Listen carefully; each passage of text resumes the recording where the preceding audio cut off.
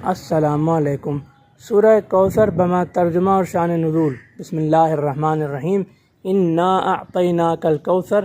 ترجمہ: ہم نے آپ کو کوثر عطا کیا ہے، فصل لربک وانحر، تو آپ اپنے رب کے لیے نماز ادا کیجیے اور قربانی کیجیے۔ ان شانئک ھو الابتر، بلا شبہ آپ کا دشمن ہی جھرکٹا ہے۔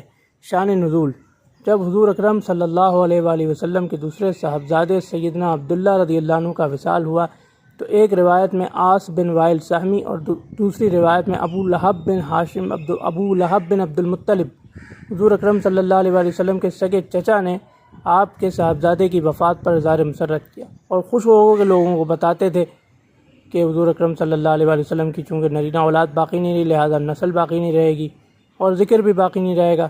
تو حضور اکرم صلی اللہ علیہ وآلہ وسلم کو اللہ تعالیٰ نے سورۃ الکوثر کے ذریعے تسلی عطا فرمائی کہ آپ کا ذکر باقی رہے گا، اور ذکر باقی رہنا نسل باقی رہنے سے مشروط نہیں ہے۔ حضور اکرم صلی اللہ علیہ وآلہ وسلم کو اللہ تعالیٰ نے تسلی عطا فرمائی کہ آپ کا نام ہم آپ کے نام لیواؤں کے ذریعے باقی رکھیں گے۔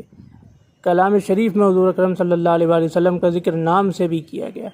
حضور اکرم صلی اللہ علیہ وآلہ وسلم کے فرمودات کو محفوظ رکھنے کا اللہ تعالیٰ نے اہتمام فرمایا، چنانچہ حضور اکرم صلی اللہ علیہ وآلہ وسلم کا نام نامی رہتی دنیا تک باقی رہنے کا پورا انتظام ہو گیا، جبکہ آپ کے جو دشمن آپ کے صاحبزادوں کی وفات پر خوش ہو رہے تھے، کہیں اگر ان کا نام ملتا بھی ہے تو نفرت اور حقارت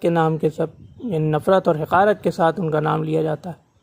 کوئی پسند نہیں کرتا ابو لہب یا عاص کہلانا یا اس کی طرف نسبت کرنا، کوئی پسند نہیں کرتا، جبکہ حضور اکرم صلی اللہ علیہ وآلہ وسلم کے امتی، نام لیوا اور غلام کہلانے میں ہم فخر محسوس کرتے ہیں۔